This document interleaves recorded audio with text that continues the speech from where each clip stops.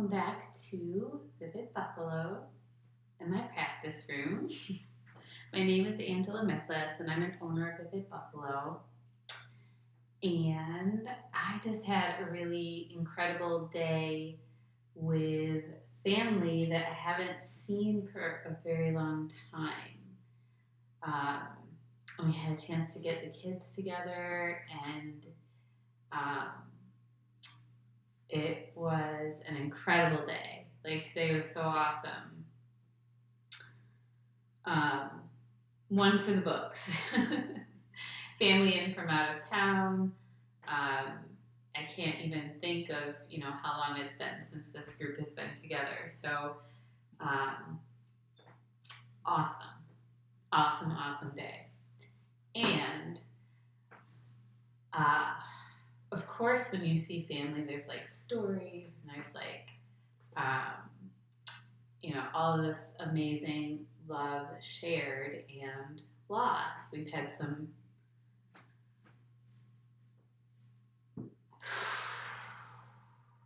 loss. Every family does, of course, but spending time walking through those stories and laughing and just remembering, brings up some of those feelings. So it may be a super emotional mindful minutes, but all with love. So I'm going to, rather than try and get myself up in the swing,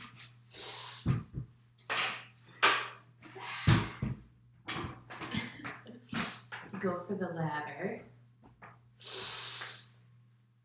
And guys, sometimes this book, Journey to the Heart by Melody Beattie, is so spot on. It's always so spot on. But some days it's like, oh, let's read and let's breathe and let's ground and it's easy. And then some days you have like all of these, highs of love and emotion and family. And with that with love comes loss. It's the other side of it. So,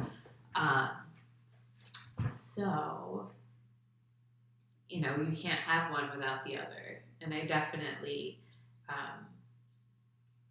would take the love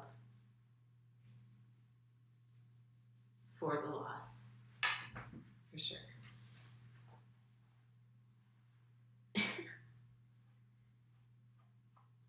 And if today's reading was like something super simple, like yesterday's reading was ground yourself. So I guess let's start there so that I can stop being so lost. Where you just find your internal vibration. It's best to press down. And that's something I'm really good at. Like even if I'm being artistic or tactile, I hold my pencils very tight and I really apply a lot of pressure. So that level of grounding helps. And pressing down through your sit bones, feeling your breath and your heartbeat, feeling it come in and out of your body. And it's instantly calming. Like for me, the emotion is still there right on the surface, but already listening to my own vibration, grounding through my sit bones, I'm feeling more able. And this reading is really, like with all of the day that I've had, I'm like, I'm just on this, buzz, and we're like sharing these positive memories. And that's all wonderful. And then today's reading is Say Goodbye with Love. And it's so important to do just that. Um, and the remembrance of love is really what got to me when I started going through this reading. So I'm happy to share it with you, and I hope I don't have to pause too many times, but let's get to it. Take a big breath in. Exhale, let it go. When traveling with another person, we sometimes come to a junction. It may be in the best interests of one person to go one way, to see certain sights, gain certain experiences, learn particular lessons, and for the other to go in another direction. This is a difficult time of challenges and maybe hard choices. Blending journeys sometimes is not always best or even possible. We can accompany each other on his or her journey, but there may be a price to pay for that. We may forego our own journey and become passive observers. We can ask or insist that the other go along with us on our journey, but for the most part, he or she may be as bored and restless as we would be if the situation were reversed. Sometimes we need to let go, and sometimes we need to say goodbye. These junctions can surprise us. They can appear early on or after years and years. They can occur in our friendships, professional relationships, love relationships, or with family members. Although arriving at these junctions may be a surprise, it's usually not an accident.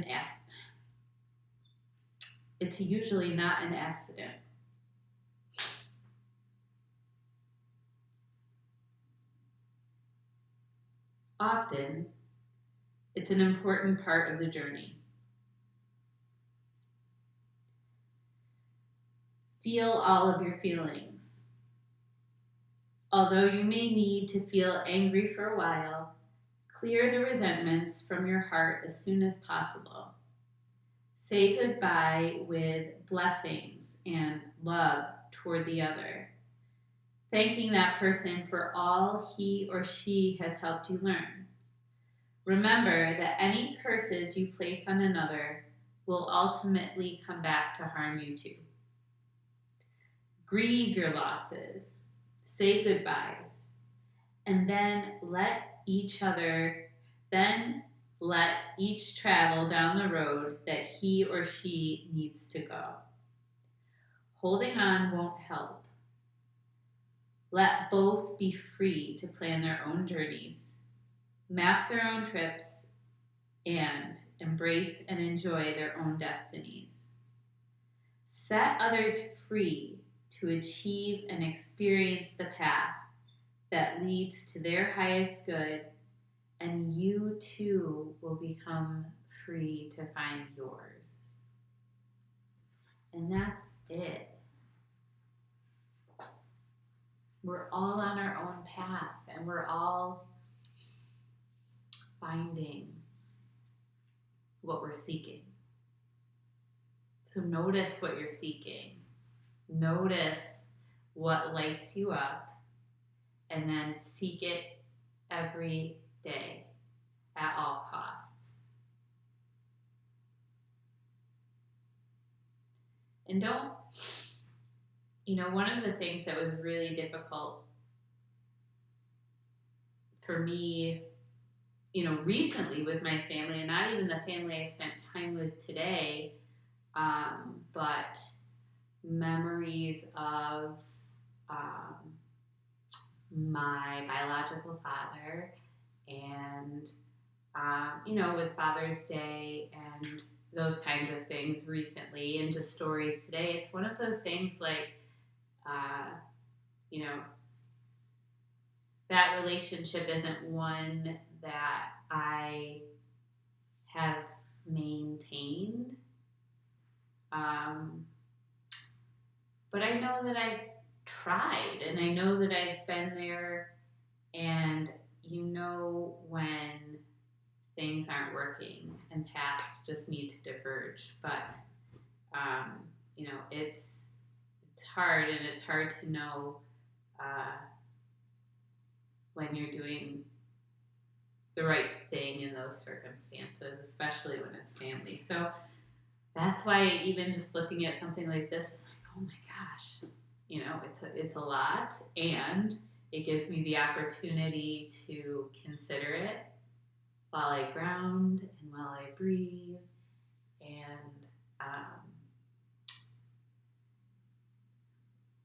be really real.